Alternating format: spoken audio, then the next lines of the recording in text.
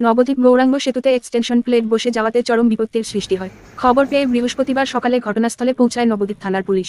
স্থানীয় প্রশাসনের পক্ষ থেকে গৌরাঙ্গ সেতু দিয়ে বন্ধ করে দেওয়া হয় যাত্রীবাহী বাস ও ভারী যান চলাচল, যে কারণে তীব্র সমস্যায় পড়তে হয় নিত্যযাত্রী থেকে শুরু করে সাধারণ মানুষকে।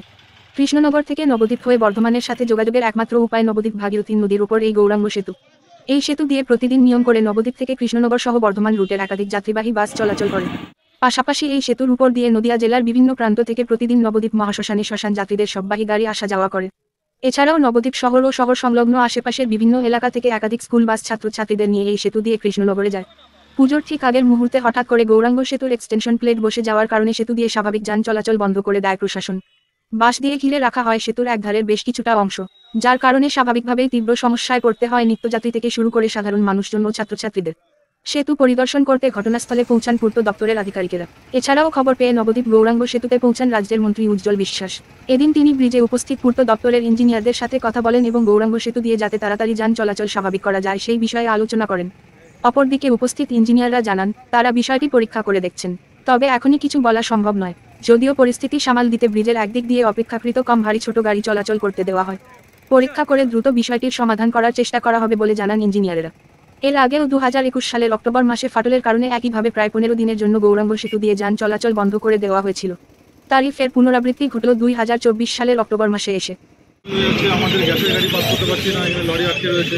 রয়েছে একটা লরি পাস করতে পারলে আমরা সাপ্লাই দিতে পারতাম। তো সাধারণত আমাদের খুবই অসুবিধা, যদি পাবলিক গ্যাস না পায় তাহলে খুবই সমস্যা পড়ে যাবো।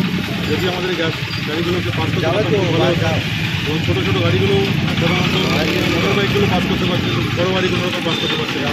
আমরা আশা করছি যাতে দ্রুত এই কাজটাকে কমপ্লিট করে গাড়িগুলো পাস করে দেওয়ার ব্যবস্থা করে, এবং সেটা যদি করে দেয় তাহলে সাধারণ পাবলিকেরও সুবিধা হবে এবং আমাদের সাপ্লাই যদি আমরা ওখানে করতে পারি তাহলে সেক্ষেত্রেও আমাদের সুবিধা হবে। তো আমরা প্রশাসনের কাছে নিশ্চয়ই আবেদন করছি যাতে কি এই কাজটাকে দ্রুত করে দেওয়ার ব্যবস্থা করা হয়। এর জন্য আমি সবাইকে জানাই। আপনার নাম? নিরুদ্ধ সাহা, সাধারণ। কোন থেকে যান চলাচল বিভ্রাট ঘটেছে?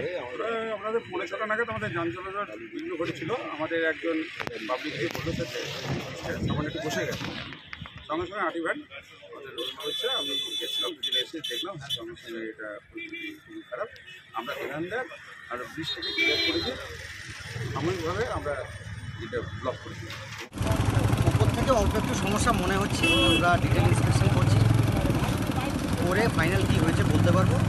আপাতত এক সাইড দিয়ে অল্প ভারতের গাড়িগুলো চলাচল করছে, আমরা বিকেল নাগাদ ডিটেলসে বলতে পারবো কী হয়েছে।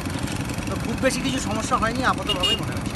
নমস্কার। মোটামুটি কদিন বন্ধ থাকতে পারে সেটা এখনই বলতে পারবো না, সেটা বিকেল নাগাদ আমি বলতে পারবো। স্যার একই জায়গায় এর আগেও 2 বছর আগে হয়েছিল, সেটা আমরা দেখছি, আমরা ইন্সপেকশন করছি। ফার্দার ওই কাজেরই কোনো প্রবলেম হয়েছে নাকি নতুন করে কিছু প্রবলেম হয়েছে কি আদৌ কোনো প্রবলেম হয়নি, সেটা আমরা ইন্সপেকশন করার পরে, ডিটেল ইন্সপেকশন করার পরে বলতে পারবো। আপনার নামটা একটু বলবেন? আমি executive engineer, Nadia highway division 1। Durgapur যাচ্ছিলাম, তাহলে এইখানে অবস্থাটা দেখে দাঁড়ালাম, কেননা পাতি সরে গিয়েছে যা শুনলাম। ইঞ্জিনিয়াররা এসছেন, গত 2 বছর আগে এটা সারানো হয়েছিল, কিন্তু আবার এটা খুব সম্ভবত পাতিটা সরে গিয়েছে। তারা চেষ্টা করছেন, বলে যে এটা খুব তাড়াতাড়ি যাতে করা যায়, কারণ এটা খুব ইজিয়েস্ট রাস্তা, এটা দেরি করলে তো হবে না। তাহলে ব্যাপক লোক রাস্তায় দাঁড়িয়ে গিয়েছে। তাহলে আমরা তো কৃষ্ণনগর থেকে বেরিয়ে আমার প্রায় কিছু না হলো 1 ঘন্টা লাগলো খালি এই নবদ্বীপ ব্রিজ আসতে। তো বুঝতেই পারছেন এই অবস্থায় ওনাদের সঙ্গে কথা বললাম, ওরা বলছেন যে আমরা চেষ্টা করছি খুব তাড়াতাড়ি যাতে এটাকে নর্মাল সিচুয়েশনে পাঠানো যায়। ভেঙে যায়নি, খালি পাতিটা সরে গেছে।